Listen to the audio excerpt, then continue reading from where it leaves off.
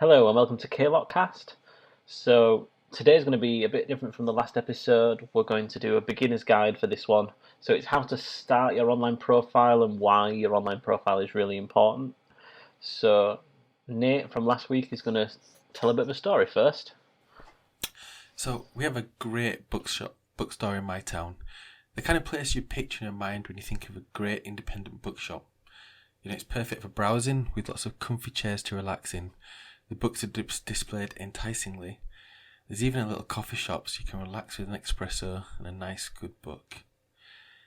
Every so often, this bookshop gets your favourite writers to come in for readings, and there's always an event or something of excitement that we can attend. They do everything right and they have plenty of customers, but still, they had to close their store last year. And not for the reasons you might think. It wasn't Amazon that killed them, and it wasn't all the free content online, or even the economy.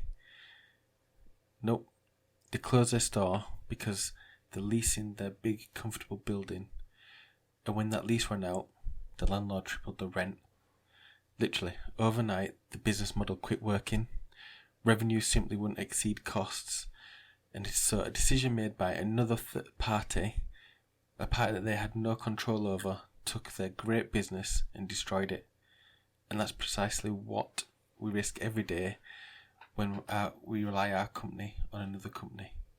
Whether it's Facebook, eBay, YouTube, or even Google. And this is called digital sharecropping. And what I've just read out is a story by Sonia Simone from Copyblogger. And in this story, Sonia's explaining what this process of digital sharecropping is by using illustration of this small bookshop. And I think for me, this article, it was published in 2015, and it really just outlines the danger that a lot of people go through when they're relying on third-party websites. And I think at the time that Sonia wrote this article, it was quite the done thing to just use Facebook. I know lots of companies would just use Facebook pages, and they'd forget about using a business with their own domain name. A business website with their own domain name, purely because of the costs and the technical requirements. And it's that kind of thing where everyone's thinking, well, Facebook has all the audience I need, so surely I can just go to Facebook and not worry about my own website.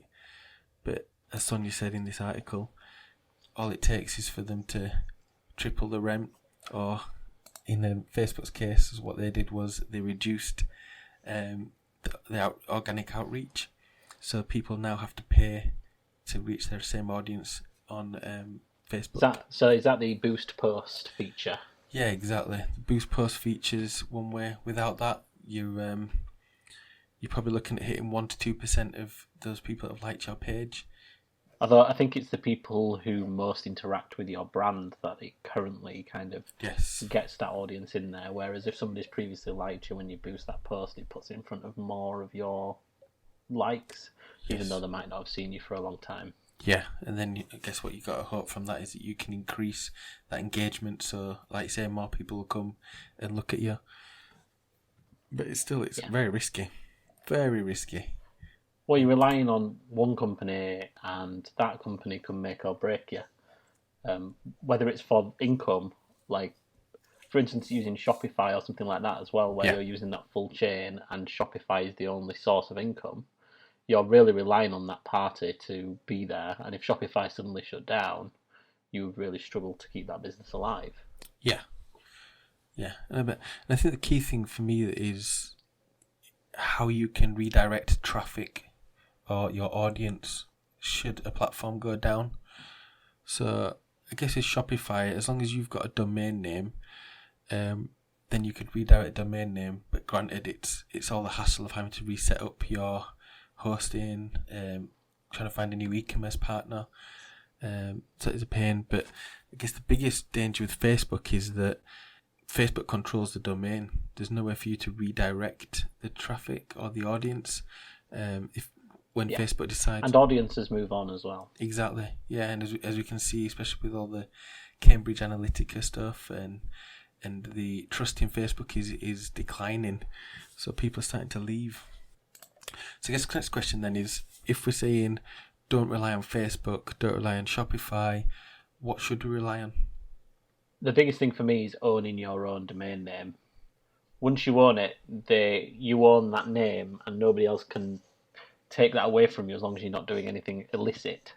And you don't bid on that domain. Once it's yours until the time that you don't renew it. So as long as you keep paying for it, it's your domain. Yeah, agreed. For me, it's not about. It's not that you shouldn't use Facebook, but it's that your domain should be the home base, that you're driving Facebook, Twitter, any of the social platform back to this home base. Yeah, I think owning the domain name is really important, and it sells your brand. You've got your brand identity in that name itself. Much more recognisable rather than facebook.com/whatever. You've got whatever.com. Yeah.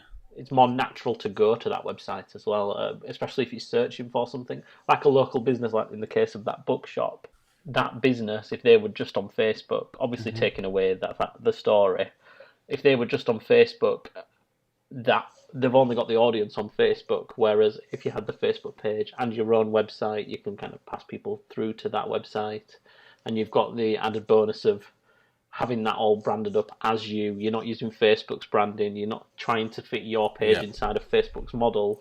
You have the chance to make your website your own for your business. Yeah, I think that's a good point about the branding, and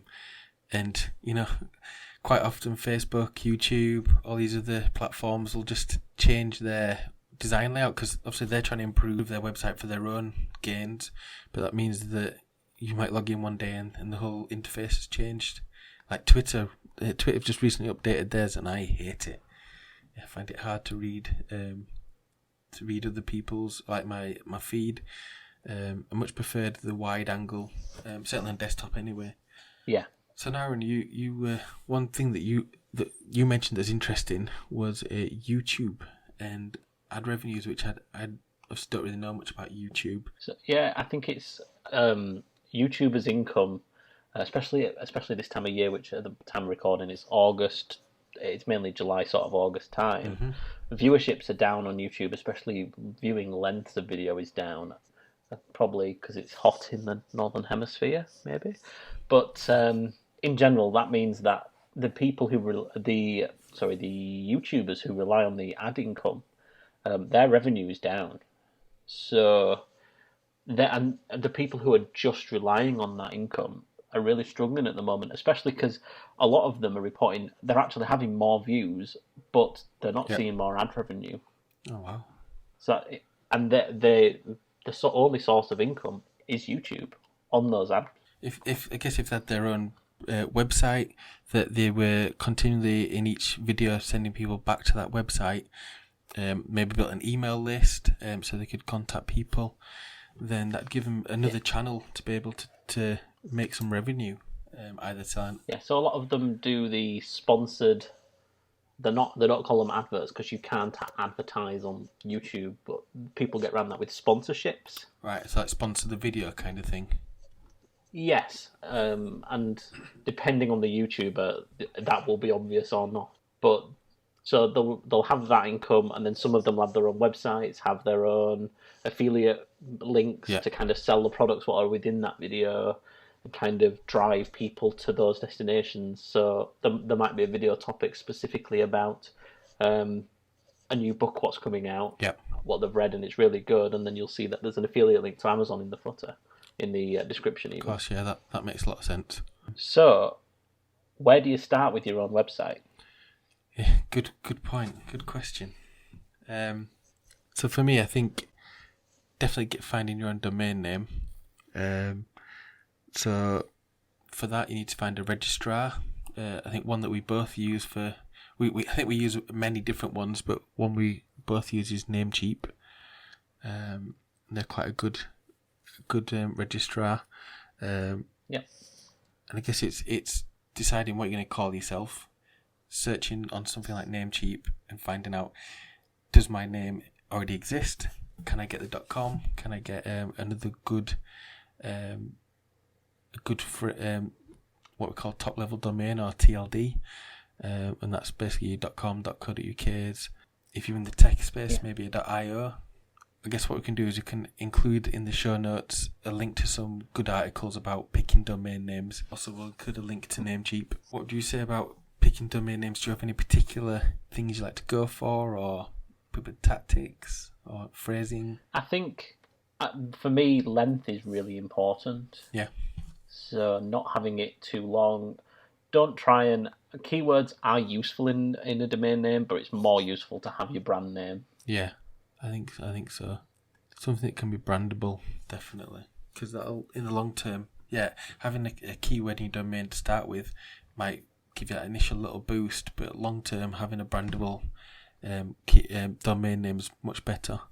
Yeah, and you might want to buy 2 domains and forward one to another, especially to begin with, to kind of drive traffic. But for me, I think just buying the business name. Ideally, the .com and .co.uk is the sort of bare minimum. Yeah. But then, if there's a particular TLD which is really relevant to your business, then maybe look at getting that as well. Yeah. So if you're a company who do, I think is there a shopping TLD now? Yeah, something like that. It's quite a lot. You might, if you're an online shop only, you might want .shopping as well. For instance, just so that nobody else buys that domain. And I guess back to the keyword thing, you can always try and combine the keyword with the brandable phrasing. For example, like I've got Will Building School, which gets both the keyword in there and brands is a brandable keyword, brandable domain name. So yeah, definitely focus on getting your own domain. It's not as hard as, if you're non-technical, it might seem quite difficult, it might seem alien, but trust me, it's not actually that difficult to do. We're going to put some good resources in the show notes. It'll tell you how to go and buy a domain name. It'll also point you to what you need to do with what we call a DNS, which is basically just the record of addresses. So when someone comes to your searches for your domain, that record of addresses tells your computer where it needs to go on the internet to find your website, or it might be your email address. And it's just a lot of fields that you can just fill in. And again, we'll provide some good tutorials to walk you through hand by hand how to do those things. I think as well, so it's not only about the domain name, but there's hosting.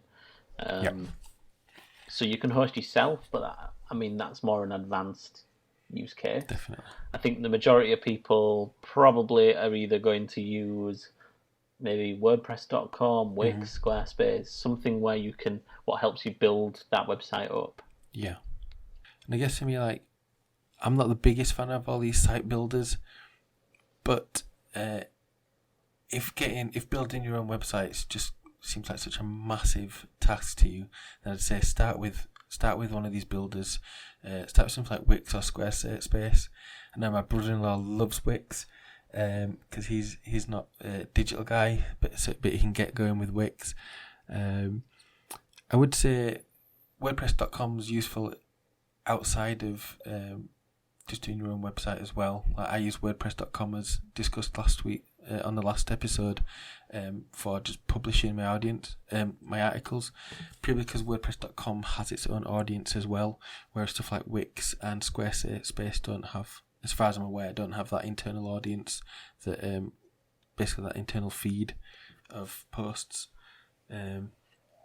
I guess it's the type of business you are as well. Yeah. If you're trying to brand yourself, then maybe WordPress.com is the way to go.